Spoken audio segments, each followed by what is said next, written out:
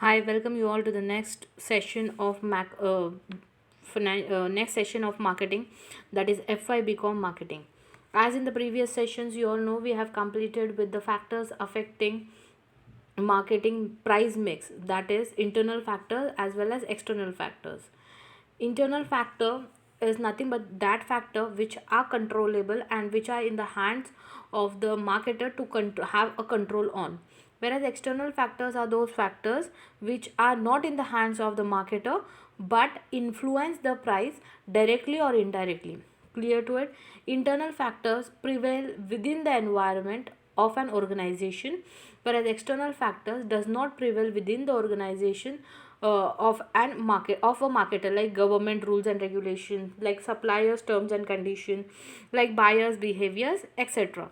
This was what we studied in the previous session, but in the today's session we will be focusing on one of the most important concept or the topic of this session or of this chapter, that is pricing method, or it is also known as pricing strategies, what marketer adopts in order to increase the sale and yield much of profit and at large economies of scales. Clear to it? Okay, chalo, let's move further with it with a detailed explanation of that. Okay, a company has a choice of various strategies and method to choose from while resolving price issues. Some of them are as an under. जब कोई company price को set करने के method से गुजर रही होती है, सिचुएशन से गुजर रही होती है, तब उस कंपनी के सामने बहुत सारे स्ट्रैटेजीज होते हैं और बहुत सारे प्लान्स होते हैं, और उस प्लान को ये कंपनी के ऊपर टोटली डिपेंड करता है कि वो कौन सा प्लान अडॉप्ट करे या फिर कौन सी स्ट्रैटेजी चूज़ करे. Clear to it? ओके, सब में पहला है cost oriented price strategy. Second one है second one is demand oriented pricing. Cost oriented pricing strategy का मतलब है कॉस्ट को ध्यान रखकर प्राइसिंग की जाती है, और demand oriented pricing means demand को मद्देनज़र रखते हुए प्राइसिंग की जाती है. And third one is competition oriented pricing. और थर्ड जो टाइप है प्राइसिंग का या फिर मेथड है प्राइसिंग का, that is competition oriented pricing. Basically the strategies of pricing or the methods of pricing are of three types, depending upon the cost, depending upon the demand, and depending upon the competition. Let's start with cost. Establish the base for the possible price range, and there are two commodities used cost oriented price method. They are cost plus pricing and target return pricing. अब जब कोई भी product का हमको price charge करना होता है तो सब में मेन जो कंपोनेंट होता है, उसमें जो मेजर कंपोनेंट होता है प्राइसिंग में, वो होता है कॉस्ट. कि अगर एक प्रोडक्ट को बनाने की कॉस्ट 100 रुपीज़ है तो उस पर कुछ मार्जिन ऐड किया जाता है, लेबर चार्जेस ऐड किए जाते हैं, and then the product price is been set into the market for selling. Right? तो प्रोडक्ट की जो कॉस्ट है that is one of the most important cost while deciding, और one of the most important factor while deciding the price for the product. अब उसमें भी दो type के हैं, कॉस्ट प्लस प्राइसिंग और markup pricing. Cost plus pricing है और मार्कअप प्राइसिंग है. एंड सेकेंड वन है टारगेट रिटर्न प्राइसिंग, और उसको प्यार से बोला जाता है टारगेट प्राइसिंग. क्लियर? चलो let's see first one, that is cost plus pricing is also known as markup pricing. This method undertake the best approach to pricing. This is one of the best method. It is based on the seller per unit cost of the product plus an additional margin of profit. जैसे बोला गया है cost plus pricing, इसका मतलब क्या है कि जो सेलर जितना कॉस्ट अपने प्रोडक्ट को कितना कॉस्ट लगा है बनाने के लिए वो, और उसमें जब छोटा सा अपना या फिर एक शेयर अपना मार्जिन का ऐड करता है तो जो अमाउंट बनती है that is called as cost plus pricing. Cleared? Okay, that means the following items are taken in account while determining the sale price. इसका मतलब है कि अगर कॉस्ट प्लस प्राइसिंग को डिटरमाइन करना है तो फॉलोइंग पॉइंट अंडरटेकन किए जाते हैं. जैसे कि कॉस्ट ऑफ प्रोड्यूसिंग और एक्वायरिंग द गुड्स, कि जब आप गुड्स प्रोड्यूस करते हैं या फिर उसको एक्वायर करते हैं उसका कॉस्ट क्या है. कॉस्ट ऑफ ऑपरेटिंग और selling expenses, interest, depreciation etcetera, expected profit margin और मेकअप इसका मतलब क्या है कि जब कॉस्ट प्लस प्राइसिंग वो प्राइस है जो कंपनी मैन्युफैक्चरर क्या करता है, अपने प्रोडक्ट का प्राइस बताता है। देखो भाई, मेरे प्रोडक्ट का प्राइस है 100 रुपीज़ एंड उसमें मेरा 20 रुपीज़ प्रॉफिट है। जब मैं 120 रुपीज़ मार्केट में सेल करूँगी कोई भी चीज़, at that time it is said at market cost plus pricing और makeup pricing. Clear to it? The expected profit margin और the markup is usually decided as a percentage of the selling price. और जो markup है या margin है वो selling price के ऊपर डिपेंड होती है।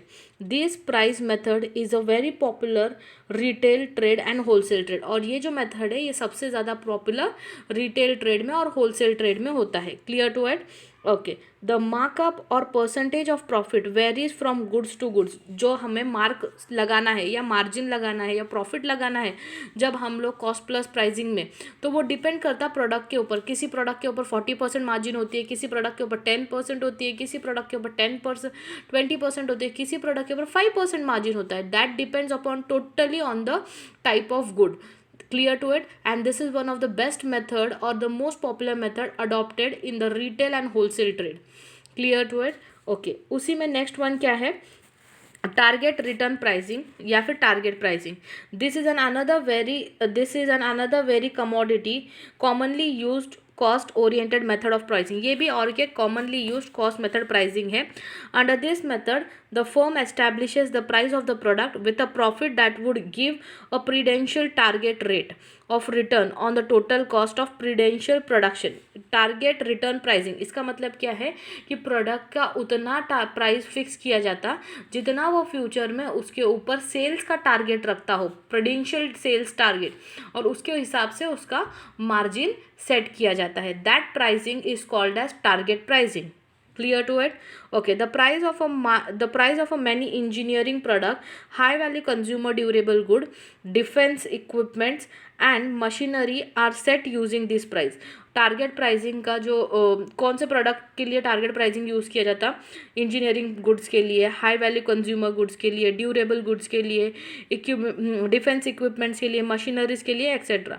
Before setting the price use this method the management must determine the fixed cost and the variable cost at various level of production and determine the break even volume. Only then can the management decide the target profit depending upon the rate of return. जितना rate of return आता है उतने rate of return के हिसाब से जब हम किसी प्रोडक्ट का प्रॉफिट या किसी प्रोडक्ट का प्रॉफिट को डिसाइड करते हैं एंड उसके हिसाब से जब हम हमारे प्रोडक्ट की प्राइस चार्ज करते हैं, that is called as target pricing. Clear to it? First one was cost plus pricing. Cost को याद रखकर जब प्राइसिंग की जाती है उसको बोलते, क्या कॉस्ट को ध्यान रखकर जब हम किसी प्रोडक्ट की प्राइसिंग करते हैं तो उसको बोलते हैं कॉस्ट प्लस प्राइसिंग। और उसमें दो टाइप है, एक तो है कॉस्ट प्लस प्राइसिंग, दूसरा है target pricing. Clear to it? Next one is the demand oriented pricing. The importance of demand cannot be ignored while taking price decision. जब हम किसी भी प्रोडक्ट का प्राइसिंग डिसीजन लेते हैं तो डिमांड को इग्नोर बिल्कुल भी किया नहीं जा सकता। Under this pricing strategy the pricing is decided by the intensity of demand. इसके अंदर डिमांड ओरिएंटेड प्राइसिंग में क्या होता है, जब प्राइस डिफाइंड हो जाती है लेकिन डिपेंडिंग अपॉन द कितना डिमांड है प्रोडक्ट का उसके ऊपर हम उस प्रोडक्ट की प्राइस डिसाइड करते हैं। And the consumer perceptions of the product price. Under this strategy there are two methods of pricing. They are preserved value pricing and demand differential pricing. First one, preserved value pricing is based on the preserved value of the product and this is done with product positioning with the target market. The company decides the price of the product keeping the preserved value of the product by the consumers in mind. The essential thing is preserved value pricing is to make a realistic estimate of the market's perception value of the product. The manufacturer may overestimate the preserved value of the product and overprice the product, thus affecting sales. Again, understanding the preserved value may reduce the profit market feedback would give the correct idea of the preserved value of the product, which would be useful for preserving the product's suitability. अभी preserved value क्या होता है कि जब हम कोई product को consume करते हैं तो हमारा जब फीडबैक लिया जाता है तो हम बोलते हैं कि नहीं, इसको इतना प्राइस नहीं होना चाहिए था, इस प्रोडक्ट को इतना प्राइस होना चाहिए था, and that price is worth for this product. When we give such feedback, the value what the consumer target the value what the consumer target after consuming the product is known as preserved value pricing. Next one in that is demand differential pricing. जैसी demand वैसा उसका pricing. Product जैसा differentiated है जैसी उसकी pricing, जितना demanded product है उतनी उसकी pricing. That is called as demand differential pricing. This is an another method of demand oriented pricing called the price differentiation method. In this, a product or service is sold at two or more price that do not reflect the potential differences in the margin cost. Clear to it?